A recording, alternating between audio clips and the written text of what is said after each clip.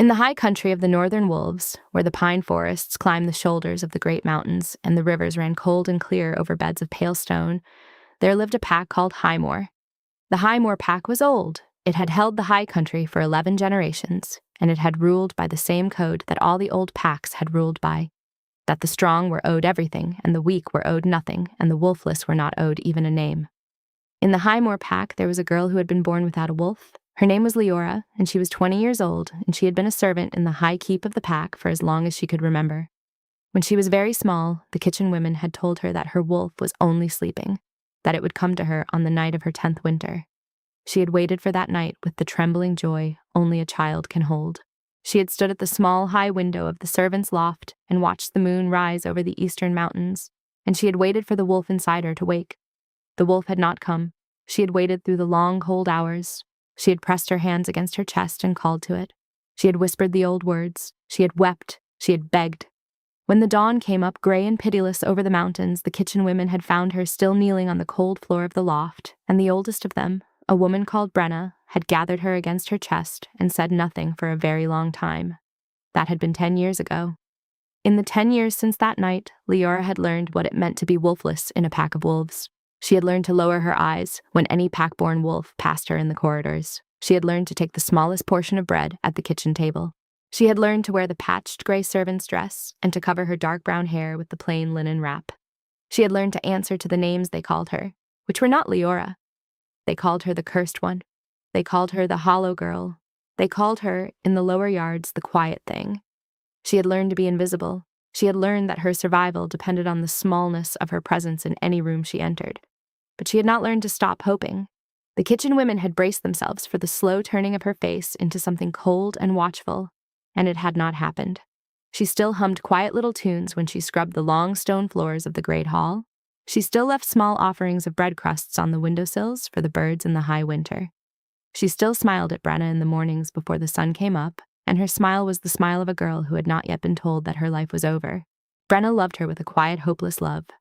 The old kitchen woman had been a servant in the keep for 40 years, and she had seen many wolfless girls pass through the lower halls in her time, and she had seen what the long years did to them. She had buried 3 of those girls in the small, unmarked plot at the edge of the pine forest where the wolfless were laid down without ceremony, and she did not want to bury Leora. So Brenna did what little she could. She slipped Leora extra bread when no one was looking. She taught her the old kitchen songs.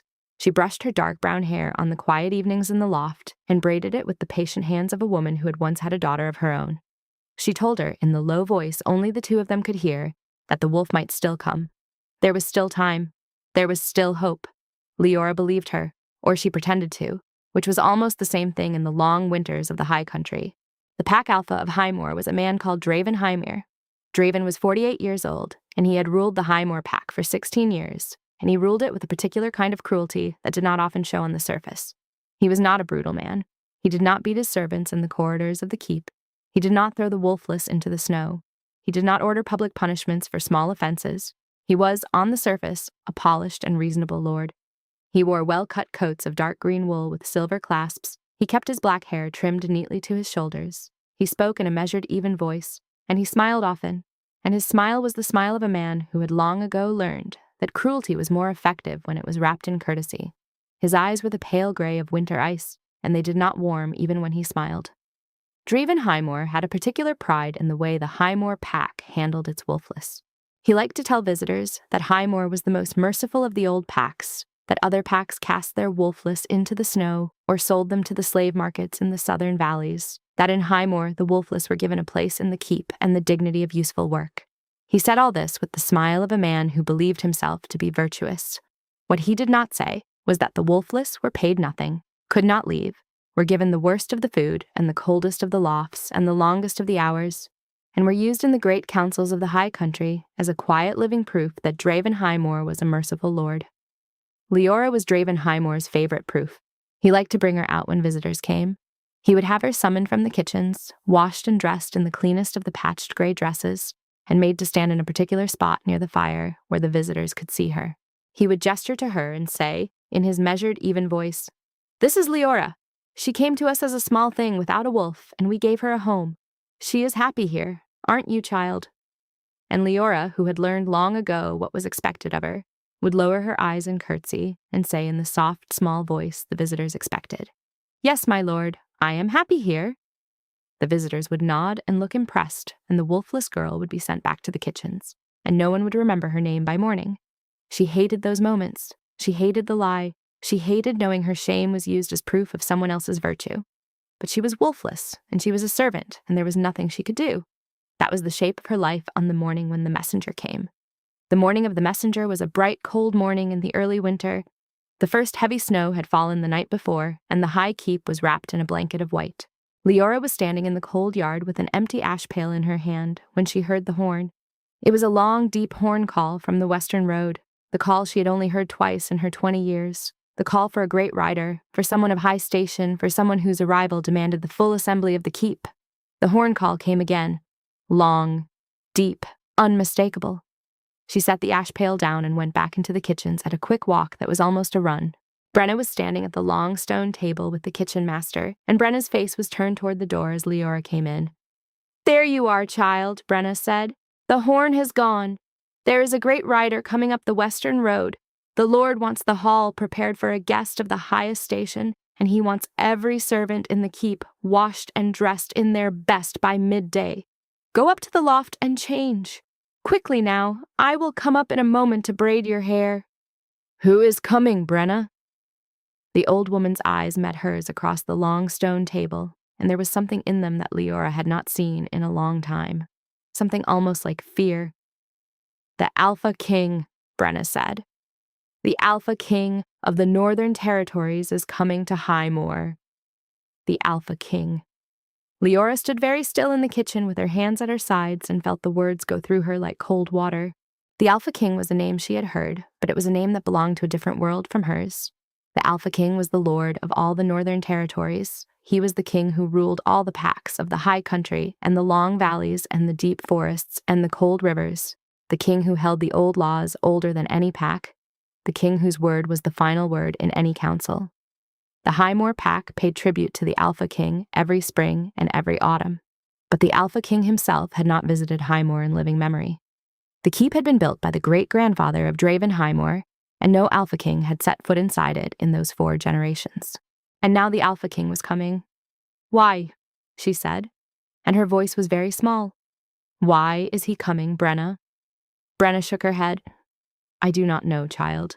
The Lord himself only learned this morning. The messenger came at first light. The Alpha King is making a circuit of all the packs in the Northern Territories. He has visited 4 packs already this winter. We are the 5th. He will arrive before sunset." "How long will he stay?" 3 days, perhaps. A week. As long as he chooses."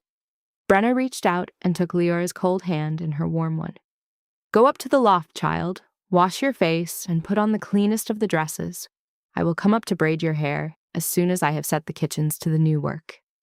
Leora nodded and turned and went up the narrow back stair to the servants' loft on the 3rd floor of the keep. The loft was a long, low room under the high rafters with a row of small straw pallets along one wall and a single high window that looked out onto the eastern mountains. She stood at the window for a moment and looked out at the snow on the mountains, and she felt the strange, tight feeling in her chest that she had not felt in a long time. It was not fear exactly. It was not hope. It was something between them, a kind of trembling alertness, the way a small forest animal feels when something very large is moving through the trees nearby. The Alpha King was coming. She had no reason to think the visit of the Alpha King would change anything for her. The Alpha King would be received in the great hall by Draeven Highmoor with all the courtesy and ceremony of the high country. He would be feasted, and at some point during the visit, Draeven Highmoor would call her out from the kitchens and stand her in front of the fire in the cleanest of the patched gray servants' dresses and say to the Alpha King the same words he said to all the visitors. And Leora would lower her eyes and curtsy and say the words she had been taught to say. "Yes, my lord, I am happy here." That was what always happened. But the strange, tight feeling in her chest would not go away. She washed her face in the small, chipped basin and looked at herself in the cracked piece of mirror above it. The face that looked back at her was the face of a girl of 20, wide-set hazel eyes, a small, straight nose, dark brown hair so deep it was almost black, falling past her shoulders in soft waves. There was nothing in her face that suggested she was wolfless. The wolflessness was the absence of something, and the absence did not have a face. She put on the cleanest of the patched gray dresses and sat down on the edge of her pallet to wait for Brenna. The keep was in motion below her, running feet, calling voices, heavy footsteps of guards. Somewhere in the great hall, Draeven Highmoor was giving the orders for the reception. And in the middle of all that motion, on a small straw pallet under the high rafters of the servants' loft, sat a wolfless girl in a patched gray dress with her hands folded in her lap, waiting for an old kitchen woman to come and braid her hair. Brenna came up the narrow back stair, perhaps an hour later. She had brought with her a small wooden comb and a length of pale gray ribbon that she had taken from the small store of ribbons she kept for the rare days when one of the wolfless was permitted to look almost like a person. She sat down on the pallet beside Leora and turned her gently by the shoulders and began to comb out the long, dark waves of her hair with the patient, careful hands of the woman who had been doing it for 20 years. "You are quiet, child." "I am thinking, Brenna." "What are you thinking?" Leora was silent for a long moment. Then she said, in a very low voice, "I am thinking that I do not want to stand in front of the fire today. I do not want to say the words the Lord has taught me to say. I do not want the Alpha King to look at me the way the visitors look at me. I do not want to be the proof of anyone's mercy." Brenna's hands paused for a moment in her hair. Then they began to move again. "I know, child. Will the Lord call me out?" "He will. He always does when there is a visitor of importance. And there has never been a visitor of more importance than the one who is coming today." "Brenna," Leora said, and her voice was even lower than before. "What if I say something different this time?" The old woman's hand stopped completely. Leora turned her head to look at her, and Brenna's face had gone very pale, and her eyes were wide and afraid. "Child," Brenna said, "child, you must not say anything different. You must say the words the Lord has taught you. You must say them exactly as he taught you. If you say anything else, the Lord will punish you. He will punish you in ways that I cannot protect you from. Do you understand me? You must say the words exactly. You must lower your eyes. You must curtsy. You must say, 'Yes, my Lord, I am happy here.' You must say nothing else." "I understand, Brenna. Promise me, child. I promise." Brenna's hands resumed their work in her hair, but they were trembling now. Leora sat very still and let the old woman braid her hair into the single long braid that fell down her back, and she watched the snow on the eastern mountains through the small high window of the loft, and she did not say anything else. When the braid was finished, Brenna tied the pale gray ribbon at the end of it and rose to her feet and looked down at the girl on the pallet with the kind of look that an old woman gives a young one when she is afraid for her. "Come down to the kitchen when the second horn sounds," Brenna said. "Stay out of the way until then. Do not let the Lord see you in the corridors. Do not draw attention to yourself. When the second horn sounds, the great hall will be filling, and that is when the Lord will want you in your place. Do you hear me, child?" "I hear you, Brenna." The old woman bent down and pressed her dry, warm lips to Leora's forehead, and then she turned and went back down the narrow back stair. And Leora was alone in the long, low loft under the high rafters. She sat on the pallet and tried to imagine the Alpha King. The story said he was very tall, with eyes the color of a winter storm, the strongest wolf in the northern territories. They said he had refused to take a mate, though he was 34, and the council had been pressing him for 6 years. She did not know which of them were true. She supposed she would find out before the day was over. The second horn sounded just before noon. It was a different horn this time. Not the long, deep horn call from the western road. This was the bright, clear horn of the keep itself, the horn that called the household to the great hall. Leora rose from her pallet, smoothed her patched gray dress with her cold hands, and went down the narrow back stair toward the great hall of the keep where the Alpha King would soon be received. The great hall of the high keep was already filling when she slipped through the small servant's door at the side of the long stone chamber. The fires had been built up high in the 2 great hearths along the east and west walls, and the heat of them rolled out through the hall in waves. The pelts on the walls had been brushed, and the silver candlestands polished, and the long stone tables laid with the fine white cloth that was only used on the rarest of days. The pack elders were in their places on the carved benches around the high seat. The pack guards were standing at attention along the walls in their full armor. Draeven Highmoor was on the high seat in his finest coat of dark green wool with the silver clasps, his black hair freshly trimmed, looking every inch the polished and reasonable lord of the high country. Leora slipped along the wall and took her place near the small servant's door. She wanted, if she could manage it, to disappear against the cold stone of the wall until the moment when she would be forced to step forward into the firelight. The great horn of the keep sounded a third time, the long, rolling call that announced the arrival of an honored guest at the gates. The whole hall went still. Draeven Highmoor rose from the high seat. Whoa. The pack elders rose from their benches. The great carved oak doors at the far end of the hall were pushed open by two of the door guards, and the Alpha King walked into the great hall of Highmoor. The first thing Leora noticed about him was his height. He was very tall, taller than any wolf in the Highmoor pack, taller even than the great pack guards in their armor along the walls. He stood perhaps 6.5 feet, and he was built with the heavy, strong shoulders of a wolf at the height of his strength. He wore a long coat of dark gray wool, almost black, with a thick collar of dark wolf fur. The coat was fastened with silver clasps in the shape of small wolf heads. Beneath the coat, he wore a black tunic of fine wool and dark trousers and tall black boots. A long sword in a silver-chased scabbard was strapped at his side. His hair was the color of dark stone, almost black, falling past his shoulders in heavy waves, with one streak of pure silver running through the front of it on the left side. His face was sharp and angular, a strong jaw, high cheekbones, a short, trimmed, dark beard, a thin, pale scar that ran across the bridge of his nose from an old fight. And his eyes, Leora's breath caught when she saw his eyes. His eyes were the color the stories had said. The pale gray of a winter storm, the gray of cold rain over deep water, with a ring of molten gold around the pupils that flared brighter when he turned his head. They were the eyes of a wolf at the height of his power. They were the eyes of a king. He walked the length of the great hall in slow, heavy strides that did not hurry and did not falter, and behind him came his small retinue, 6 guards in long gray coats with silver wolf head clasps, and one tall, lean man at his right shoulder who Leora guessed was his second. The Alpha King reached the high seat. Draeven Highmoor came down the 3 stone steps with the polished courtesy of the lord he was, and he bowed at exactly the depth that the old protocols demanded. The Alpha King inclined his head in return. "Highmoor," the Alpha King said. His voice was deep and quiet and clear, the kind of voice that did not have to be raised to fill a great hall. "I have come to see your high country in the winter." "My king," Draeven Highmoor said, "you are welcome in this hall. Highmoor is honored by your presence."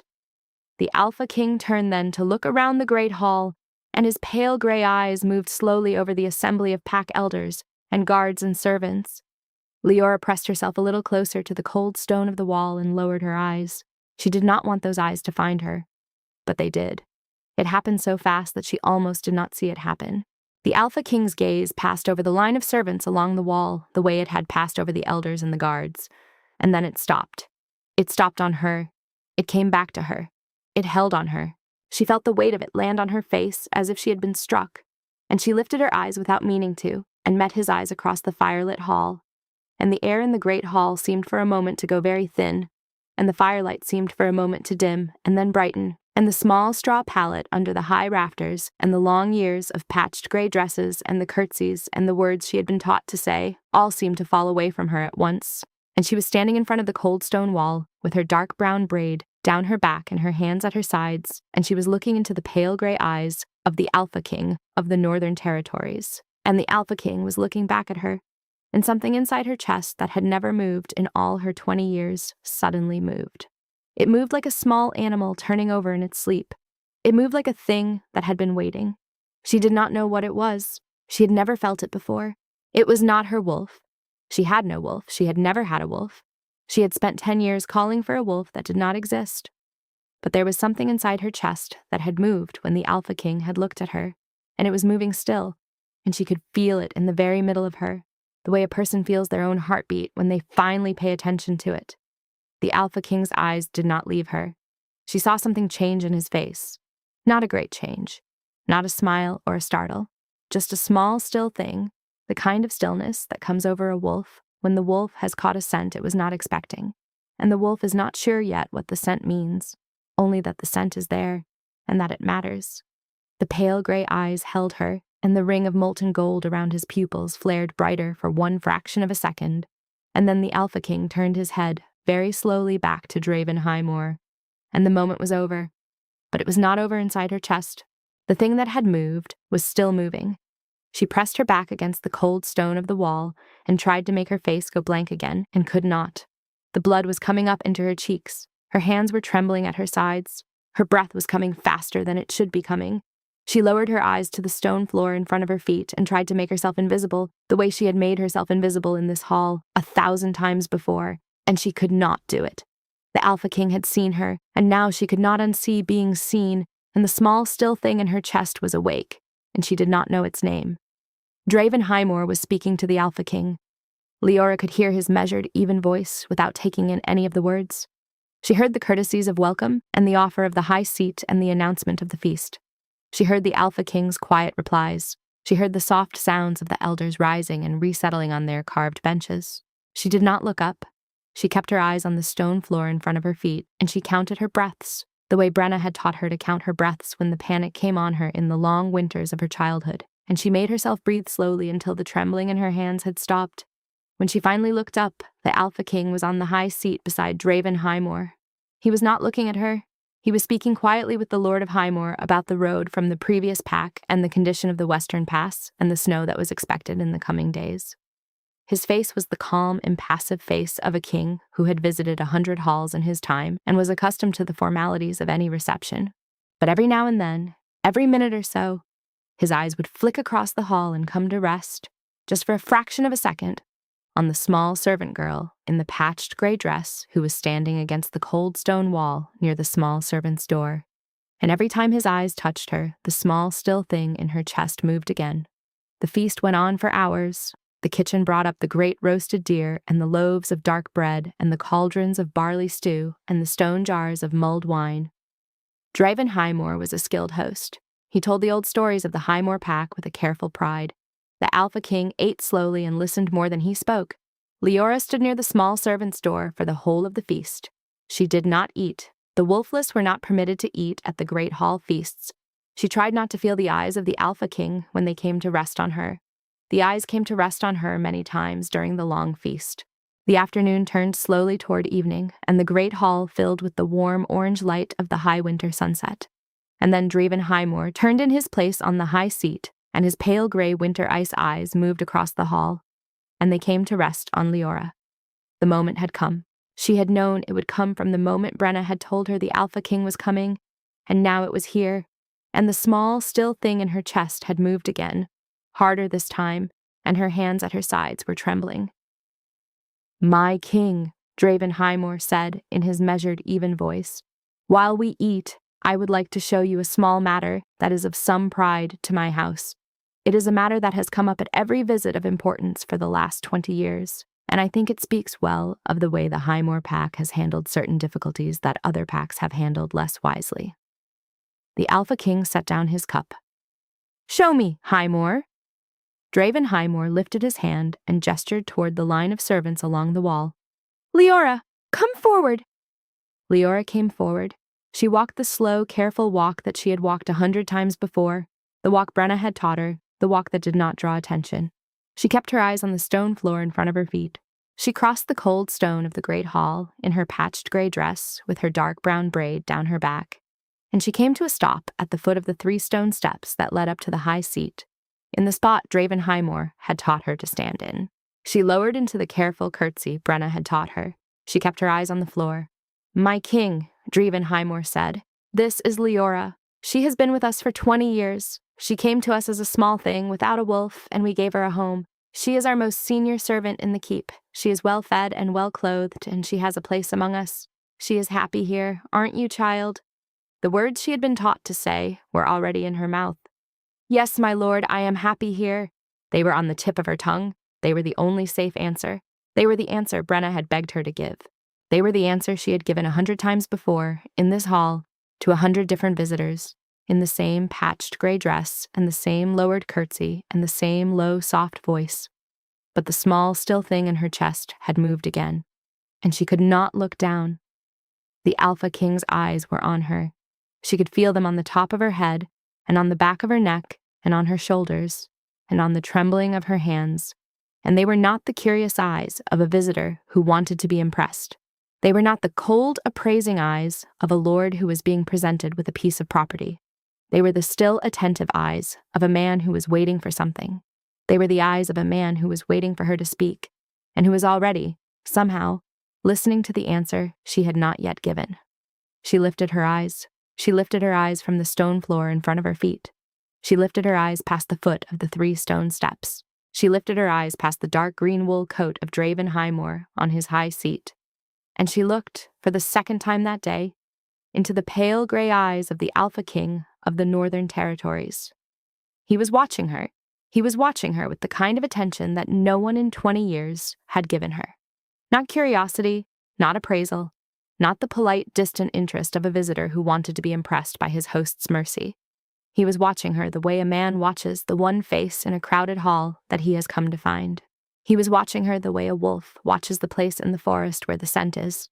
He was watching her with the small, still attention of a king who had stopped listening to anyone else in the great hall and was waiting only to hear what she would say next. The words she had been taught to say were still in her mouth. "Yes, my lord, I am happy here." She could feel them sitting on her tongue. She could feel Brenna's terrified face from this morning in the loft.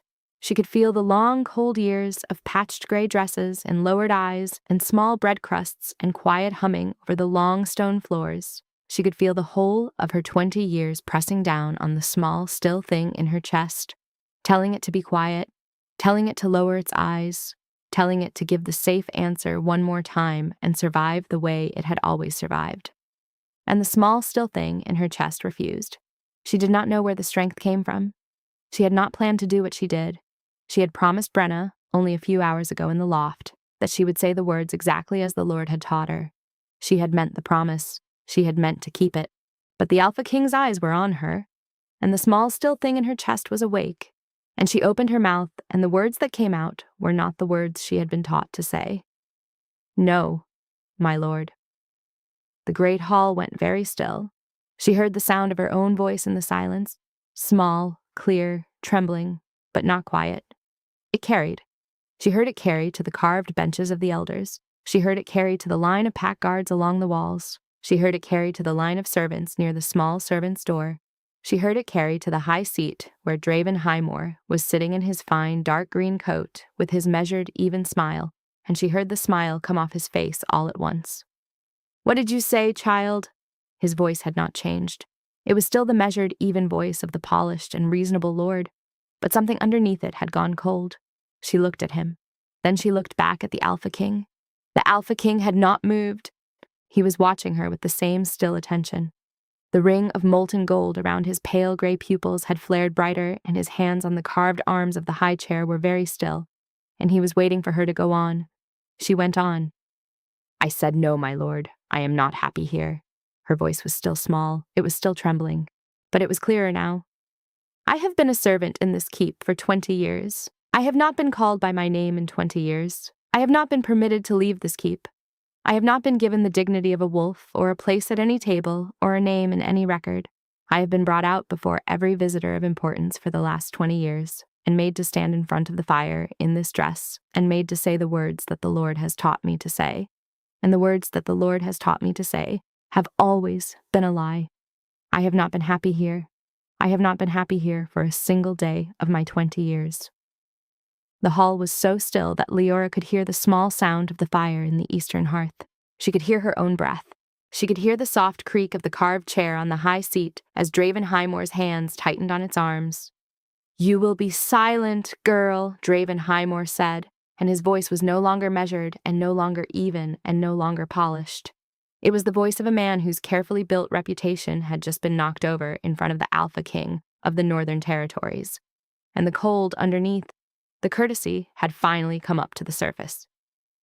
"You will be silent immediately. You forget yourself. You will return to the kitchens and you will be dealt with later." Leora did not move. She had broken the rule. She had broken Brenna's rule, and Draeven Highmoor's rule, and the rule she had lived by for 20 years. And she did not know what came next.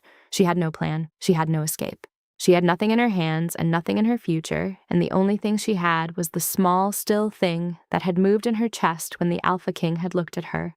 And the small, still thing in her chest was telling her to keep her eyes on his. She kept her eyes on his. "My king," Draeven Highmoor said. He had turned in his place on the high seat.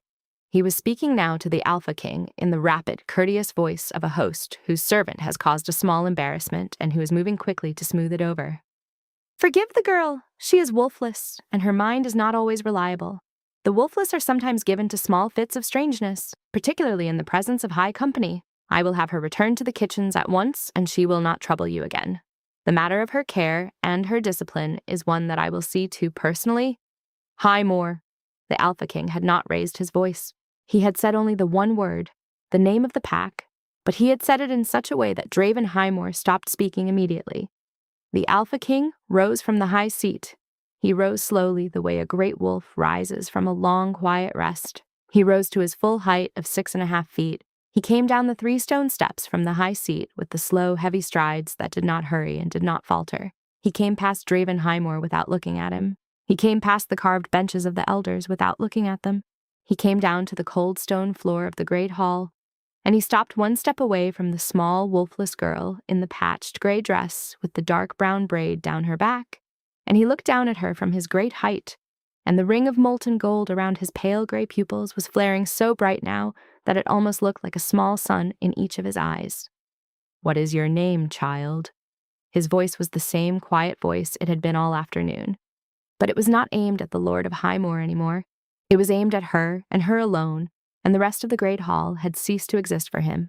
She wet her dry lips and answered him. "My name is Leora, my king." Leora. He said her name slowly, the way a man says a word he has been waiting to learn. "Leora. Look at me, Leora. Do not lower your eyes." She did not lower her eyes. "How old were you when they told you your wolf would not come?"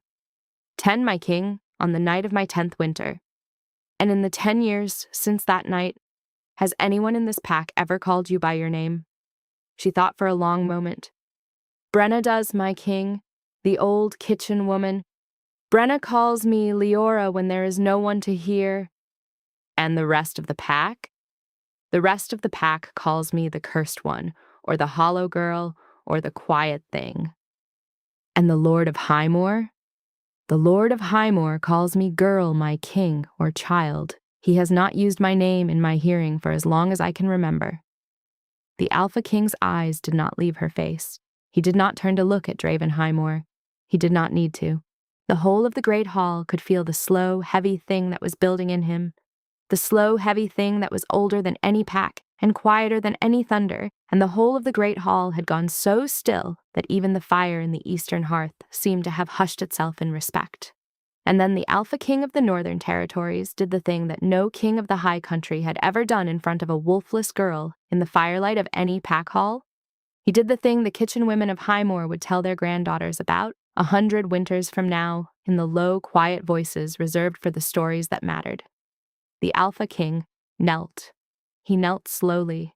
He went down on one knee on the cold stone floor of the great hall of Highmoor in front of the small, wolfless girl in the patched gray dress, and the heavy fall of his long, dark gray coat settled around him on the stone, and his great dark head, with its single streak of pure silver, came down to a level just below hers, and his pale gray winter storm eyes, with the flaring ring of molten gold, looked up at her now.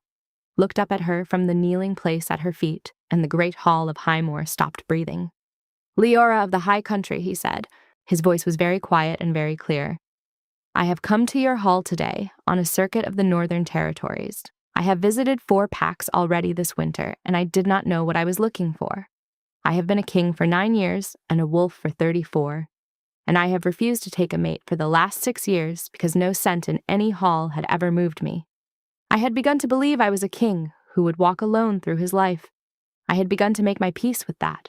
He paused. He breathed in slowly. He breathed in the air of the great hall of Highmoor with his wolf's nose, and the ring of molten gold around his pupils flared brighter still, and Leora could see, in his pale gray eyes, the small silver shape of a wolf that was looking up at her from the inside of the man.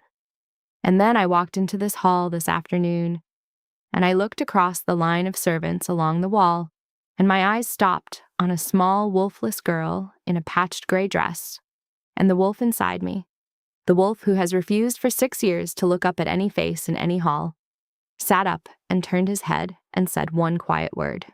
He said her. And I did not know your name yet, and I did not know your story, and the wolf inside me did not need to know any of those things because he had already known what he had been waiting 6 years to know. The whole of the great hall was silent, Leora was crying. She did not know when she had started to cry. There were small tears running down her face, and her hands at her sides were trembling, and she was looking down at the kneeling king on the cold stone floor, and the small, still thing in her chest was awake and moving and singing the way it had never sung in 20 years. You are not wolfless, Leora of the high country, my king. You are not wolfless. You have a wolf. I can feel her. She is a small silver wolf, and she has been sleeping in the quiet place inside your chest for 20 years, because no one in this pack was a safe enough place for her to wake up. She has been waiting for someone to call her by her name. The wolves in this hall, the wolves who called you Cursed One and Hollow Girl and Quiet Thing, did not have the eyes to see your wolf, because the wolves in this hall did not deserve to see your wolf. I do. He bowed his head. He bowed his great dark head with the single streak of pure silver in his hair, and he lowered his eyes from her face, for the first time since he had come down off the high seat, and he laid his right hand flat against the cold stone floor between them, palm down, in the old gesture of the high country, the gesture that was older than any pack, the gesture that meant a wolf was placing himself under the authority of another wolf and accepting whatever judgment that wolf chose to deliver. It was the gesture that an alpha king did not make. It was the gesture that no alpha king had been seen to make in living memory. I am Caelum Stormrend, he said quietly. I am the alpha king of the Northern Territories. I am the carrier of the old laws older than any pack, and I have come to ask you, Leora of the high country, if you will accept my hand and come with me back to my hold and let me give you the things that have been taken from you in this hall for 20 years. I will give you your name back. I will give you a place at my table. I will give you the dignity of a free woman. I will give you the time and the patience and the safety to let your small silver wolf wake up. I will give you a free choice, and I will give it to you again, every day, for as long as you live, because the wolf inside me has been waiting for you for 6 years, and he will not press you, and he will not take from you what you do not freely give. He lifted his head. The pale gray winter storm eyes were on her face again. The flaring ring of molten gold was almost too bright to look at. His right hand was still flat against the cold stone floor between them. Will you come with me, Leora of the high country? She could not speak for a long moment. She was crying. The small silver wolf in the quiet place inside her was awake and standing on her 4 small paws and looking up at the great dark king on the cold stone floor and recognizing him the way one wild thing recognizes another. And there were only the tears on her face and the trembling of her hands and the small, soft smile that was beginning to come up on her mouth without her permission. Yes, my king. Caelum? Yes. Her voice was very small. Yes, I will come with you. She held out her hand. The Alpha King, Caelum Stormrend, the great wolf of the northern hold, the carrier of the old laws older than any pack, took her small, trembling hand in his large, warm one. He raised it slowly to his mouth and pressed his lips to the back of her wrist in the old gesture of binding, and the touch of his lips was the touch of fire on her cold skin, and the small silver wolf in her chest stretched out her 4 small paws and opened her hazel eyes and looked up at her and said, in the wordless way of wolves, hello. Caelum Stormrend rose from his kneeling place on the cold stone floor of the great hall of Highmoor. He rose to his full height of 6.5 feet. He kept her small hand in his. He turned his great dark head with its single streak of pure silver toward the high seat where Draeven Highmoor was still sitting in his fine dark green coat with his hands clenched white on the carved arms of the chair, and his pale gray winter storm eyes met the pale gray winter ice eyes of the Lord of Highmoor across the firelit hall, and the temperature in the great hall seemed to drop by a degree. Highmoor! Draeven Highmoor did not speak. There was nothing for him to say. You will summon the woman she calls Brenna to the great hall. You will summon her now. She will accompany Leora and me to my hold, and she will be given a place in my household for the rest of her life. And she will be paid for her years of service in your kitchens at the rate that a kitchen mistress in a free pack would be paid. The cost will be billed to the Highmoor pack and added to the spring tribute. You will not refuse this. My king, you will not refuse this, Highmoor. Caelum Stormrend's voice was quiet. It was the same quiet voice he had used all afternoon, but the iron in it was visible now, and the temperature in the great hall dropped another degree. The matter is not open for discussion. You will summon the woman called Brenna, and you will permit her to gather the small handful of her belongings from the loft, and you will have her brought to me here within the hour. You will also summon the head of your kitchen, and you will have a written record made of every wolfless servant who has been kept in this keep without payment for the last 20 years. The records will be sent to the high seat of Stormrend by the first thaw of the spring. I will be examining them personally." Draeven Highmoor's mouth opened and closed. "And one further thing, Highmoor." The Alpha King had not let go of Leora's small, trembling hand. "Leora is under my protection from this hour forward. If I learn, at any time, for as long as I am alive, that any wolfless girl in the keep of Highmoor has been called the Cursed One, or the Hollow Girl, or the Quiet Thing in your hearing, and has not been corrected, I will return to this hall personally, and I will not be kneeling on the floor the second time. Do you understand me, Highmoor?" "Yes, my king." Draeven Highmoor's voice was very thin. "Send for Brenna." They sent for Brenna. The old kitchen woman came up the narrow back stair from the kitchens with the rapid, frightened steps of a woman who had been told that the Lord required her presence in the great hall. She came through the small servant's door and stopped at the edge of the firelight, and her eyes moved across the hall to the place at the foot of the 3 stone steps where the Alpha King of the Northern Territories was standing in his long, dark gray coat with the small, wolfless girl in the patched gray dress at his side, and the Alpha King was holding Leora's small hand in his great warm one. Brenna's old face went very still. She crossed the cold stone floor slowly and dipped into a careful curtsy. The Alpha King gave her the small inclination of his great dark head that the high country reserved for elders. "Brenna of the high country," Caelum Stormrend said, "Leora has told me that you have been her one kindness in this keep for 20 years, that you taught her the old kitchen songs, that you brushed her hair and braided it for her on the cold mornings in the loft, that you called her by her name when no one else in the keep would. I am here to thank you, and I am here to ask you to come with us to my hold. You will have a place in my household for the rest of your life. You will be paid as a kitchen mistress. You will have a warm room of your own, and you will be near Leora, because Leora needs you." Brenna's tears were running down her face.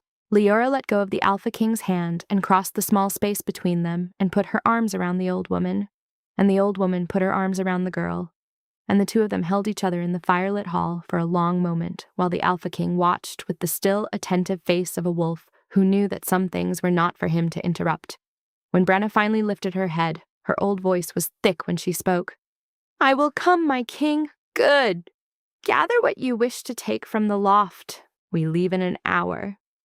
Brenna nodded and turned to go, and as she went past Leora, she paused and reached up and laid her old worn hand for a moment against the girl's cheek, and the look in her old eyes was the look of a woman who had been waiting for 20 years to see this moment and had not quite let herself believe she would live to see it, and Leora pressed her own hand to the back of the old woman's hand and held it there. Then Brenna went back through the small servant's door and up the narrow back stair to the loft to gather her small handful of belongings. The Alpha King turned to Varric of Stormrend, his second, who had been standing very still at the foot of the high seat throughout the whole of the kneeling and the speaking. "Varric, send a rider to the southern road. Have my full retinue come up to the keep. We leave at first light tomorrow with Leora and Brenna and the records I have requested, and find a clean warm room in the south tower for Leora tonight, the same wing as my own quarters. Have one of the maids bring her a hot bath and a meal and a clean dress. She will not eat at the long tables tonight. She will eat in her room. The day has been long for her." "Yes, my king." Caelum Stormrend looked down at Leora. "Will you come with me?" he said quietly. "I will take you up to your room myself. The maid will follow with the bath and the meal. You do not need to be in this hall any longer than you wish to be." She nodded. She did not trust her voice yet. He took her hand and led her across the cold stone of the great hall, past the high seat, past the carved benches of the elders, past the line of guards, past the line of wolfless servants who were watching her go with the wide, silent eyes of women who had never seen one of their own walk out on the hand of a king. He led her through the great carved oak doors and out into the entry court. The cold winter air struck her face after the long heat of the firelit hall, and she breathed it in for the first time as a free woman, and the small silver wolf inside her chest lifted her hazel eyes and pricked up her small silver ears. And the sound of the air going through her small silver lungs was the sound of a wolf breathing for the first time in her life. The Alpha King led her up the long stone stair of the south tower to the warm carved room he had asked Varric to prepare for her. The room was twice the size of the servants' loft. There was a wide bed with thick, clean blankets and a small fireplace already laid with dry pine, and a window that looked out over the eastern mountains. There was a small carved wooden chair beside the fire and a small carved wooden table beside the bed.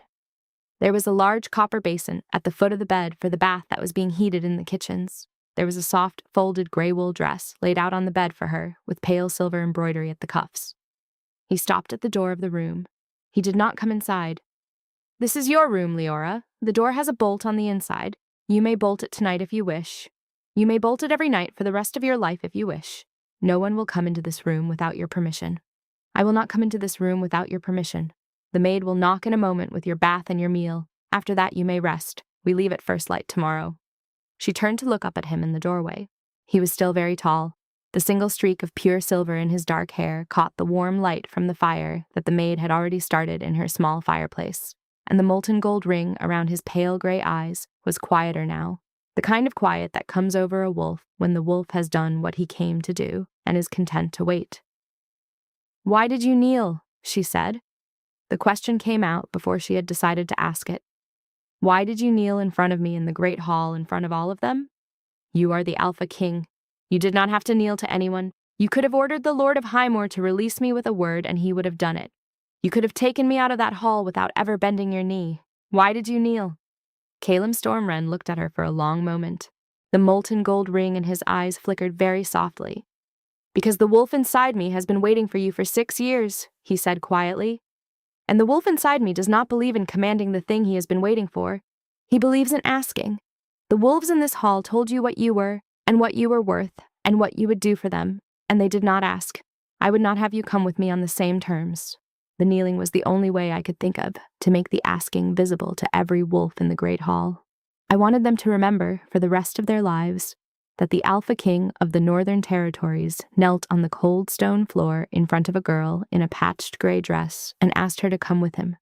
The asking is the law, and the asking is older than any pack, and the asking is the thing that the high country has been forgetting for too long." She was crying again. "I do not know what to say to that, my king."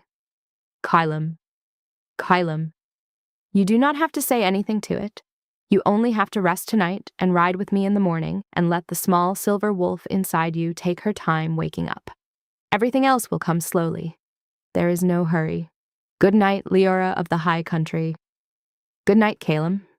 He inclined his great dark head to her, and then he turned and went down the long stone stair of the south tower, and Leora stood in the doorway of her room and watched him go until the curve of the stair took him out of sight. And then she went into the room and closed the door and bolted it from the inside, and she sat down on the wide bed with the thick, clean blankets and the soft, folded gray wool dress. And she lowered her face into her hands, and she wept the long, quiet weeping of a girl who had been waiting 20 years to be called by her name. They left at first light. The morning was very cold and very bright. The new snow on the high country had hardened overnight under a clear black sky full of stars. And when the dawn came up, gray and pale, over the eastern mountains, the snow was a sheet of pale silver that stretched from the walls of the keep to the dark line of the pine forest below. The Alpha King's full retinue had come up from the southern road during the night, 20 riders in long gray coats with silver wolf head clasps on 20 tall, dark horses with breath that steamed in the cold air. They were drawn up in the entry court of the keep when Leora came down the long stone stair of the south tower in the soft gray wool dress with the pale silver embroidery at the cuffs and the long black leather coat that had been laid out for her by the maid the night before. Brenna was already in the entry court. The old kitchen woman was wrapped in a heavy dark wool cloak that one of the king's men had given her, and her small bundle of belongings was tied to the saddle of one of the patient, sturdy horses that had been brought up for her. Her old face looked 20 years younger in the cold morning light. She was smiling. She had not stopped smiling since she had crossed the threshold of the great hall the night before. Caelum Stormrend was waiting beside the largest of the dark horses. He had changed his clothes from the night before. He was in a fresh, long gray coat with the heavy dark wolf fur collar and the silver wolf head clasps, and the long sword in the silver chased scabbard was at his side, and his long dark hair with the single streak of pure silver was tied back with a leather cord at the nape of his neck. He turned when he saw Leora come out of the great oak door of the keep, and the molten gold ring around his pale gray eyes flared softly in welcome. "Leora!" "Caelum. Did you sleep?" "A little. I am not used to a wide bed." "You will be soon. "Are you ready to ride?" She looked at the tall, dark horse beside him, and her face must have shown her uncertainty, because the corner of his mouth turned up in the small, quiet smile that Brenna would later tell her she had never seen the Alpha King wear in the Great Hall. "You will ride with me. The road is long, and you do not need to learn to ride in one day. Come." He lifted her into the saddle in front of him, with the easy strength of a man who could have lifted her with one hand. And he settled her into the curve of his arm and pulled the long black leather coat closed around her shoulders to keep the cold off her. And the cold air on her face, and the warm strength of his chest at her back, and the slow, heavy breathing of the great dark horse beneath her were all so new and so strange that the small silver wolf in her chest sat very still and watched everything with her bright hazel eyes, and did not say a word. The retinue moved out of the entry court of the keep at the slow, easy walk that was the riding pace of the high country in winter. The great oak doors of the keep closed behind them. The horns of the keep did not sound them out. Draeven Highmoor had not come down to the entry court. None of the elders had come down. The only people in the entry court of the keep that morning were the wolfless servants of Highmoor, and they had come down to see Leora go, and they were standing in a small, silent line along the wall of the entry court in their patched gray dresses, and they were watching her ride out of the keep on the saddle of the Alpha King with the wide, silent eyes of women who had never thought such a thing was possible. Leora looked at them as she went past. She did not lower her eyes anymore. She did not look at them with pity, exactly. She looked at them with the slow, careful attention of a girl who had been one of them yesterday, and who would carry the memory of standing in their line for the rest of her life. She looked at each of their faces, and she tried to memorize them. She would not forget them. She would speak to Caelum about them when she had words for it. She would not be the only wolfless girl who walked out of the great hall of Highmoor on the hand of a king. Not if she could help it. The retinue passed under the gatehouse of the keep and started down the long, winding road that led from the high country into the valleys of the northern territories. The pine forest closed around them on both sides. The cold morning sun came through the snow-laden branches in long silver shafts. The hooves of the horses made the soft, heavy sound of horses moving through fresh snow. Brenna was riding a few horses back in the line between two of the king's men, and every time Leora turned in the saddle to look back at her, Brenna was smiling. The road from Highmoor to the high seat of Stormrend would take 6 days at the steady riding pace of the high country in winter. They would ride through the pine forests of the upper Highmoor territory, cross the western pass, come down into the long valleys, ford the river at the old crossing, and ride up onto the high plain on the 6th day. 6 days of riding through the snow on the saddle of the Alpha King, with the long black leather coat closed around her, the warm strength of his chest at her back, the cold winter air on her face. 6 days of stopping at noon at the small, clean inns and being brought a hot meal and given a clean room in which to rest. 6 days of being introduced to the innkeepers and their wives as Leora of the high country, the king's chosen, and being treated with the courtesy that the high country reserved for the closest companions of an Alpha King. In the long, quiet hours of riding, Caelum told her about the high seat of Stormrend, the great stone hold on the eastern edge of the high plain, the long carved hall with its 3 great hearths, the south wall gardens where bright wildflowers came up between the stones in the spring, the warm kitchens where Brenna would be given her place. He told her about the small private library on the 2nd floor of the tower and the small chamber off it where he liked to sit on winter evenings and read by the fire. He told her the chamber off the library would be hers if she wanted it. He told her every door in the hold had a bolt on the inside. She listened. She did not say much during the long hours of riding. She was learning a new world, and the new world was so strange and so soft and so full of small kindnesses that she did not have words for any of it yet. The small silver wolf in her chest was learning the new world along with her. The small silver wolf had not gone back to sleep since the moment she had woken up in the great hall of Highmoor. The small silver wolf was wide awake now, and she was watching the snow on the pine trees and the breath of the great dark horse beneath them and the warm chest of the great dark king behind them. And the small silver wolf was learning all of it, the way a small forest animal learns the shape of a new place, slowly, carefully, one detail at a time. On the 3rd evening of the road, when they were stopped at a small, clean inn in one of the long valleys, Leora said her first long sentence to Caelum since she had left the great hall of Highmoor. They were sitting at a small table beside the fire in the common room of the inn. The other guests had eaten their dinner and gone up to their rooms, and Brenna had gone up to the small, clean room she was sharing with one of the inn women. And the king's men had taken their cups of mulled wine to the long table on the other side of the room and were speaking quietly among themselves. Leora and Caelum were alone at the small table beside the fire. Leora was holding a small clay cup of warm honey mead in her 2 hands and looking down into the cup, and Caelum was watching her face in the firelight with the still, attentive eyes that he turned on her whenever she was about to speak. Caelum. Yes. There are other wolfless girls in the keep of Highmoor, 12 of them. I knew all of their names. They all had names, even though no one in the keep called them by their names. She lifted her hazel eyes from the cup and looked at him across the small table. Will you do for them what you did for me? He did not answer for a long moment. He was thinking. She could see the slow, careful thinking happening behind his pale gray eyes. When he finally spoke, his voice was quiet and clear.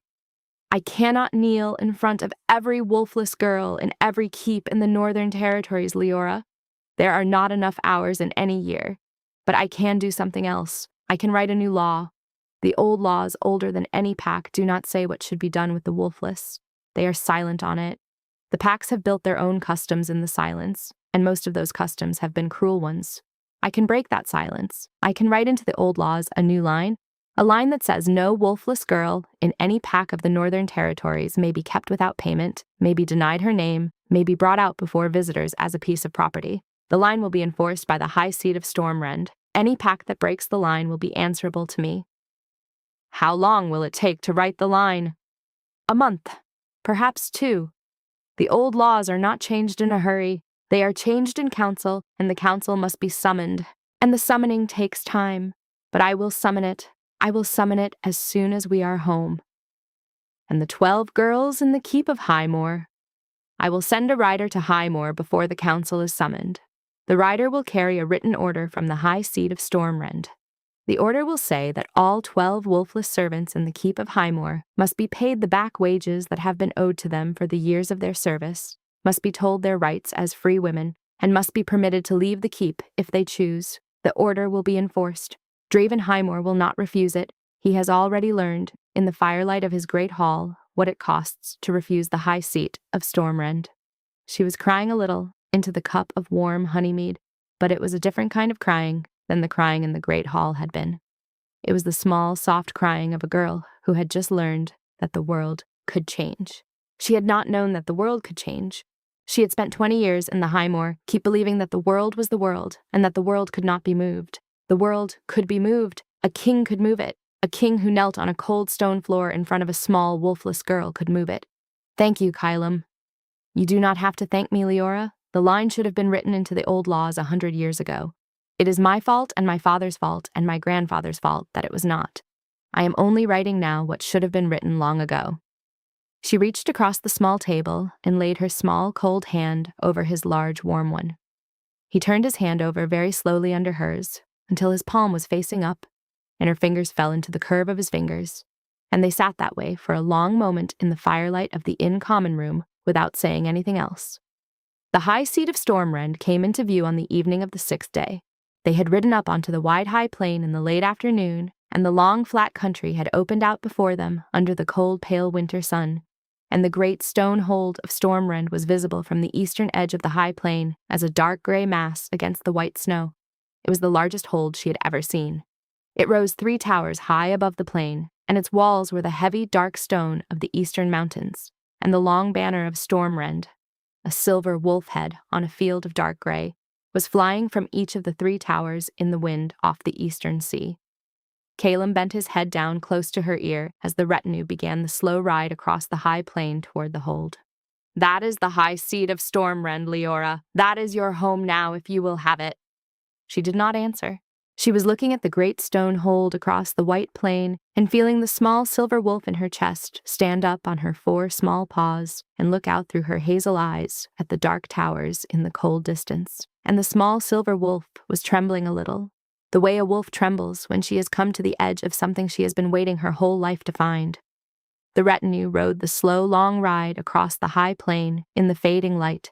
The cold wind off the eastern sea moved across the snow.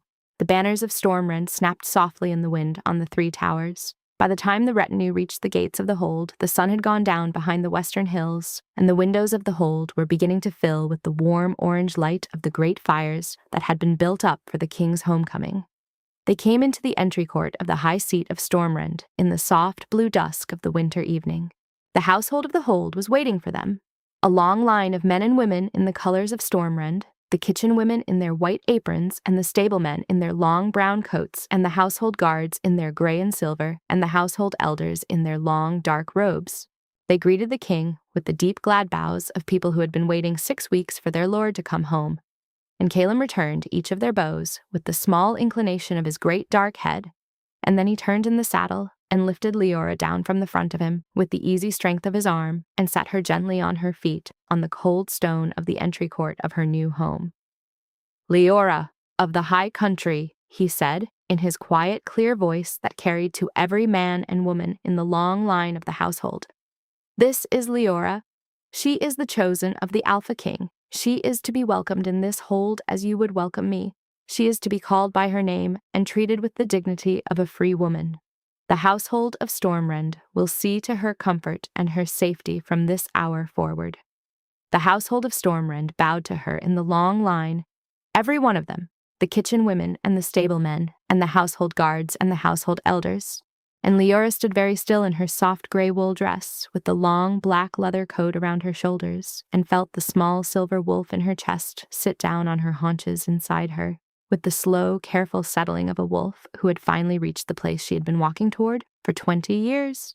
The first weeks at Stormrend Hold were the slow, soft weeks of a girl learning a new world. Caelum gave her time. He gave her the small carved chamber off the library and the freedom of every door in the hold. He gave her the household women to teach her how to read and how to write her own name in the careful round letters of the high country and how to take her meals at the high table beside him without being afraid of the silver knives. He gave her Brenna, who was settled into the warm kitchen within a week, and whose old face was younger every time Leora came to see her. He gave her the small private library where she could sit in the long winter evenings with one of the old books in her lap and read by the firelight and look up sometimes to watch him reading in the chair across the fire from her. He did not press her, he did not touch her, he did not speak of the binding, he gave her time. The small silver wolf in her chest woke up a little more each day. By the end of the first week, she could feel her clearly when she put her hand to her own chest. By the second week, she could feel the small silver wolf turn her head toward the door whenever Caelum's footsteps came near it. By the third week, the small silver wolf was pacing a small, bright circle inside her chest whenever Caelum walked into the long carved hall for the evening meal. By the fourth week, she was running, inside her chest, the slow, easy run of a wolf who had finally remembered her own legs. In the fifth week, on a quiet evening in the small, private chamber off the library, with the firelight low and the snow falling soft and slow outside the tall window, Leora set her book down in her lap and looked across the fire at the great dark king in the carved chair opposite her, and she said in her soft, clear voice that no longer trembled, "Caelum." "Yes, Leora. My wolf is awake, all the way awake. She has been awake for 3 days now." He set his own book down very carefully. "How does she feel?" "She feels like me. She feels like the part of me that has always been there, but did not have a name. She is small and silver, and her eyes are the same as mine, and she is not afraid anymore. She is ready." "Ready for what, Leora?" "For the binding." He was very still in his carved chair across the fire. The molten gold ring in his pale gray eyes flared softly. "You do not have to be ready, Leora. You have only been here 5 weeks. There is no hurry. There will never be a hurry. I told you on the first night that I would ask you and ask you and ask you again, every day, for the rest of your life. I am not asking you tonight. I am only listening to what you wish to tell me. I know you are not asking me, Caelum. That is why I am telling you. I have been a girl who was told what she was for 20 years. I have been a girl who was given the words she had to say. No one has ever waited for me to choose. You have waited for me to choose for 5 weeks, every day, in every small thing, and I have watched you wait. And I have watched the small silver wolf inside me wake up because of the waiting, and I am ready. I am asking you, will you bind with me, Caelum Stormrend?" He came across the firelit chamber slowly. He went down on one knee in front of her chair, the way he had gone down on one knee in front of her in the great hall of Highmoor. He took her small hands in his great warm ones. The molten gold ring in his pale gray eyes was so bright now that it was the color of a small sun. "Yes, Leora of the high country, I will bind with you, tomorrow at dawn, in the gardens at the south wall, with the household as our witnesses. and the small silver wolf inside you and the great dark wolf inside me as our two witnesses also. I will bind with you with all of my hands and all of my breath and all of the years of my king's life that are still to come. Yes." She lifted her hands to his face and laid them along the line of his strong jaw, and she bent her forehead down to his forehead, and the two of them stayed that way for a long, quiet moment in the firelight of the small private chamber off the library, and the small silver wolf in her chest pressed her small, cold nose against the small, cold nose of the great dark wolf inside him in the wordless way of wolves, and the binding was begun. The binding ceremony took place at dawn the next morning in the gardens at the south wall of the high seat of Stormrend. The household of the hold gathered in a wide, quiet circle in the snowy garden. The dawn was coming up pale and clear over the eastern plain. The small wildflowers of the spring were not yet in bloom, but the household had brought small, bright lanterns and set them on the low stone walls of the garden, and the lanterns gave the snow a soft golden glow that made the garden look as though the spring had already arrived. Leora came down from the south tower in the soft gray wool dress with the pale silver embroidery at the cuffs and the long black leather coat around her shoulders. Brenna walked beside her in a fine new dress of dark blue wool that one of the kitchen women had made for her. And Brenna was crying the soft, glad tears of an old woman who had buried 3 wolfless girls in her time and had finally been given the chance to walk one of them into a binding ceremony. Caelum was waiting at the center of the circle in his long, dark gray coat with the silver wolf head clasps. The great dark wolf inside him was already at the surface of his pale gray eyes. The molten gold ring around his pupils was so bright in the dawn light that it was almost too bright to look at. He held out his hand to her, and she came into the center of the circle and laid her small hand in his great warm one, and the household of Stormrend held its breath. The binding words of the high country were old, older than any pack, older than any hold. Caelum spoke them quietly, the way he spoke everything quietly. He spoke them looking down into her hazel eyes with his pale gray ones, and the small silver wolf in her chest stood up on her 4 small paws and listened. And the great dark wolf inside him bowed his great dark head in the wordless way of wolves and listened too. The household of the hold watched in the silent circle of the snowy garden. When the words were spoken, Caelum bent his great dark head down to her, and Leora rose on the tips of her toes to meet him. And the binding kiss was the slow, soft, careful kiss of a man who had been waiting 6 years for the right woman and had finally found her and had no intention of hurrying any of it. When she drew back, the golden light came. It was not quite light. It was something that the eyes saw and the body felt at the same time.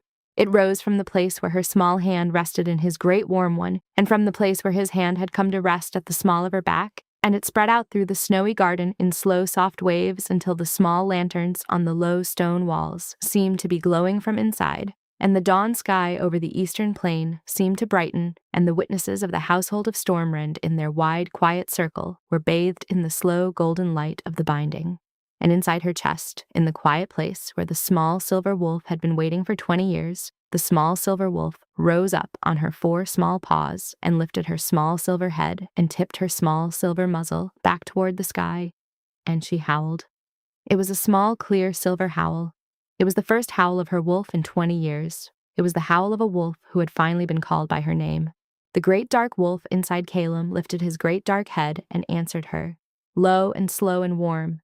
And the 2 howls met inside the binding circle and braided themselves together the way the old wolves of the high country had braided their voices for 10,000 years before any pack had been built in any keep, and the household of Stormrend in the snowy garden could hear the 2 howls without any of them being spoken aloud. She looked up at Caelum through the slow golden light. She was smiling. The small silver wolf inside her was smiling too. Leora of the high country had been born without a wolf. They had called her the Cursed One and the Hollow Girl and the Quiet Thing for 20 years.